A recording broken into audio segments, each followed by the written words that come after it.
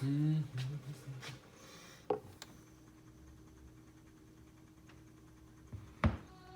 VC, welcome to the Personal Oasis. This is the Blind Island, and today we're going to be reviewing an album.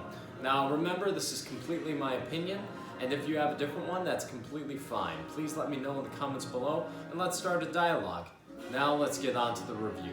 Today we're going to be reviewing an album that's a bit of an underrated psychedelic masterpiece, in my personal opinion. Spoiler alert, I love this album. It's a 5 out of 5. But regardless, we're going to talk about my thoughts on it, and it is The Pretty Things SF Song.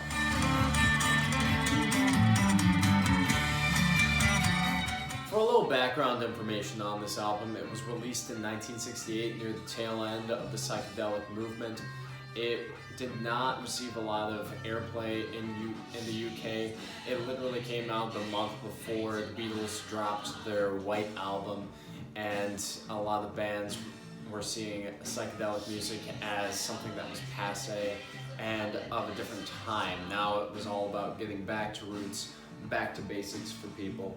And it also was released late in the US in 1969 when Tommy by The Who had been released.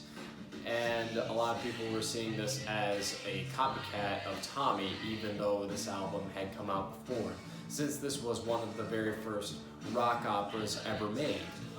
It is the second rock opera, if you look at it, because another group called Nirvana, not the big Nirvana that we know of, came out with an album called Simon Simapath, The Story of Simon Simapath, and released in 1967. But this record tells a story of a gentleman called Sebastian F. Sorrow and his trials and tribulations throughout life.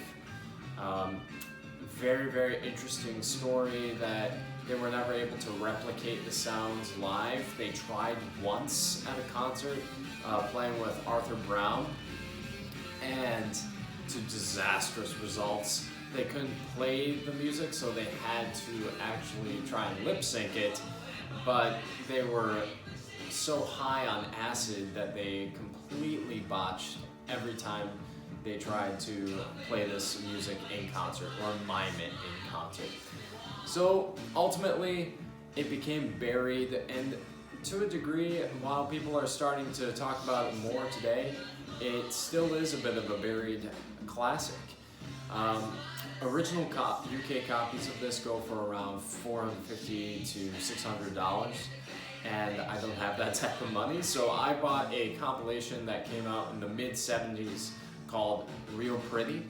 It included SF Sorrow in its entirety and the follow-up to this album, Parachutes, which is another great record, and I'll probably do a review of that later on. But now let's take a look at my thoughts and observations of the music of SF Sorrow.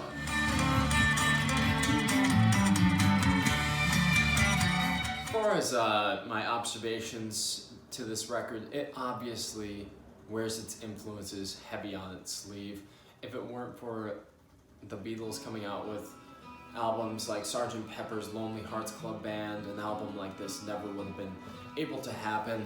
Lots of double tracking going on here, lots of different crazy experiments with instruments.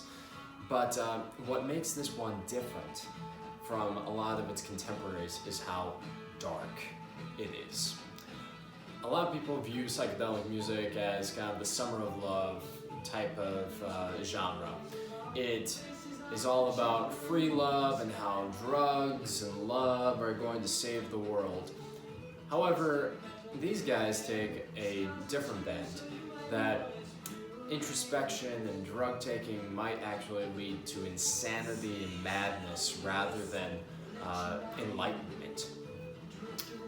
The story that is followed in SF Sorrow is one that is very simple. Again, it's not like Tommy, where all these crazy things are constantly happening to a person who already has a psychosomatic illness that is very particular to him. This record is about an everyday man who was born in an everyday place and fell in love with a girl, got drafted into the war, came back home only for his wife to die in an accident, and then tried to find some solace in drugs, only for that trip to lead him to understand that he can't even trust himself. There's no one in the world that he can trust. And he winds up dying a lonely, sad man. Very, very sad record. Doesn't mean that the music necessarily is sad. In fact, a lot of the instrumentals on here are bright, sunny. Some of what it reminds me of is the Zombies' Odyssey and Oracle, like A Rose for Emily, about a woman who dies alone. But the song has this beautiful Baroque pop aspect to it, and that can be found on songs just like SF Sorrow is Born on here. So good. The guitar bends and rips at the listener. It even has a harder slant to it than a lot of other psychedelic groups of the time. It's willing to go to a darker, grungier sound. I would have to say that this record has elements that anybody could really get into, and it flows so well. It originally came with a libretto that you were supposed to follow along the songs with, so the songs do feel a little disjointed lyrically. You can't follow the story without the libretto truly pointing it out, but if you don't have the libretto, it leaves it a lot more open to interpretation. There's a lot more open space and freedom to take the song for what it is, and even though it does still work narratively and structurally, it really is just a mind-bending dive into a person's soul and psyche.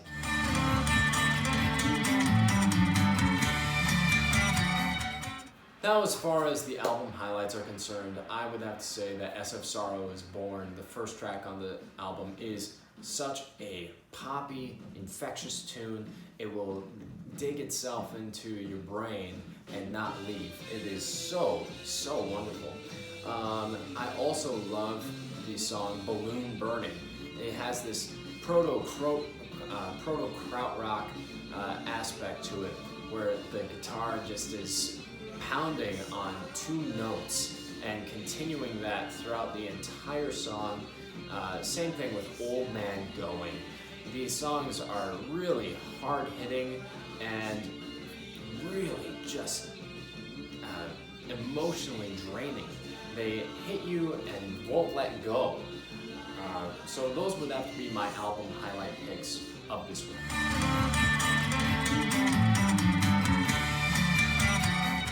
For my final thoughts on this record, yes, this album wears its influences on its sleeve. However, that is not a detriment to it. In fact, it takes its influences and rises above them. It's actually far more prescient than some of these other albums were of the time. An album that really reminds me of is Pink Floyd's The Wall, where a character just basically turns inside of himself and builds up mental walls to deal with all of the trauma and the tragedy of the world. And that's why I think that this record is still so relatable today, whereas some of the others are not. This is aged beautifully, and again, I'm going to give this one a 5 out of 5. It's a classic, it's a masterpiece, and should be in everyone's collection.